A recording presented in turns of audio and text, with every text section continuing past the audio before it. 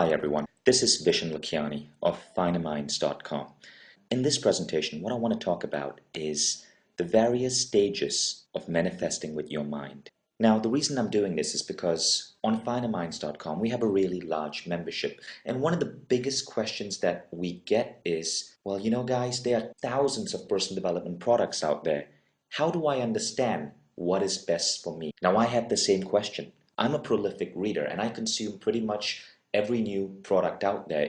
And for my own benefit, what I started doing was doing mind maps and correlating and relating different products and ideas and theories from different teachers and authors to one another. And over time, I began to notice that everything we talk about in the whole genre of manifesting with the mind tends to fall into 5 categories.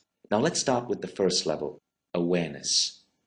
You're in a state of awareness when you have begun to recognize that your thoughts to some degree influence the world around you.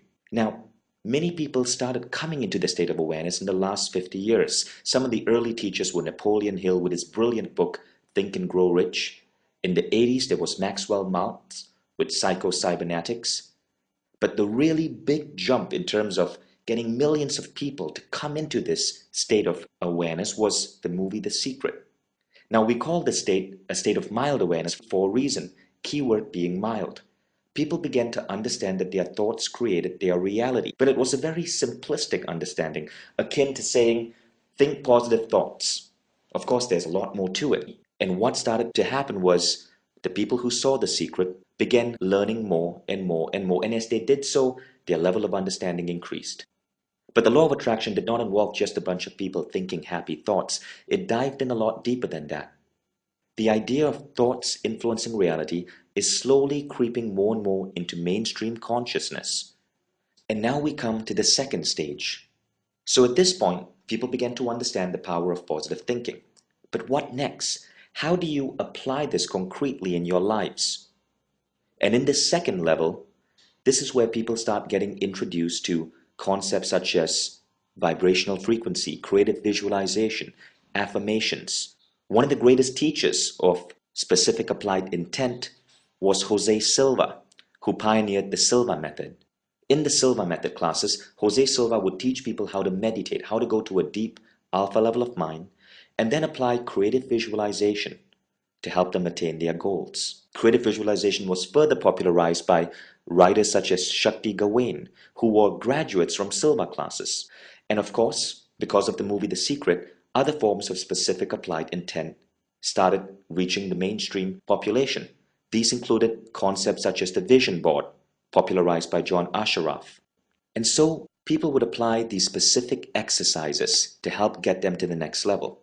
Stage 3, which is overcoming past programming. Now, this happened to me sometime 2 years ago. Me and a group of my friends attended a seminar by a man called Harbecker. It was called the Millionaire Mind Intensive. Harbecker teaches you that the ideas that you have about money determine your financial future. He calls it a money blueprint.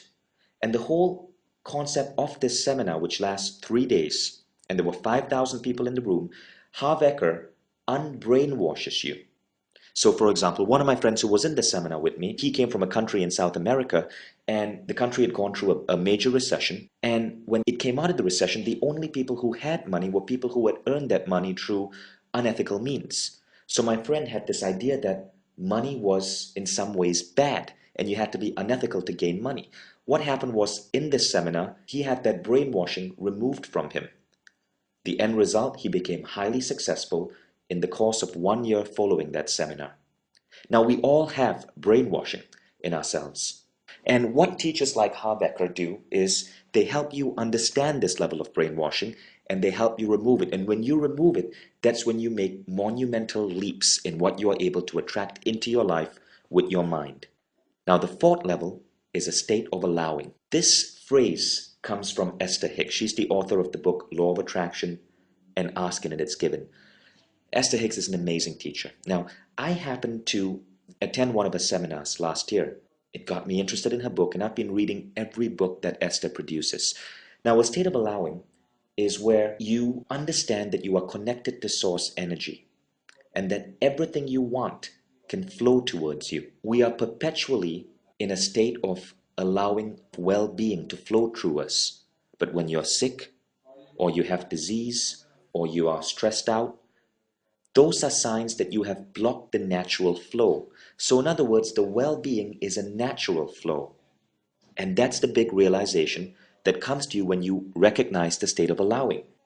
So this state means letting go of what you think you want or feel you should want and actually just following your joy. It means allowing yourself to listen to your inner guidance. It means trusting that the universe will give you what you ask for, but only if your energy vibration matches your level of thought. And this to me has been the ultimate lesson in manifesting. However, there is a fifth state, and I call this state the personal bubble of reality. Now, here's what happens in this fifth state. A lot of us, we may be positive thinkers, we may believe strongly in our degree of manifesting, but for whatever reason, we believe that we are held back because of the people around us. I was doing a teleseminar with Gerald O'Donnell, and I asked Gerald a question. Gerald, I said, let's say there was a specific contest and the prize was $10,000, and you have 5 people participating in this contest, and they are all of equal mind power, and they are all doing the exact same exercise aiming to win that 10,000. What would happen? Who would win? And Gerald said, vision, they would all win. And I said, well, what do you mean? Do you mean they each win $2,000? And he goes, no, they all win $10,000. And I said, well, that doesn't seem to make any sense. And Gerald said, well, what's going on is that each of them, in their own individual bubble of reality, will win. In other words, Gerald went on to say, the universe would split into multiple universes. Now, this was a concept which I had a hard time believing. But Gerald went on to explain that science says that there are billions, trillions of universes coexisting with us. In one universe, you may be a scientist. In another universe, you may be the president. But we exist in multiple universes. And we can choose to create within our own bubble of reality. Now, I know this is a radical idea, but let me go on.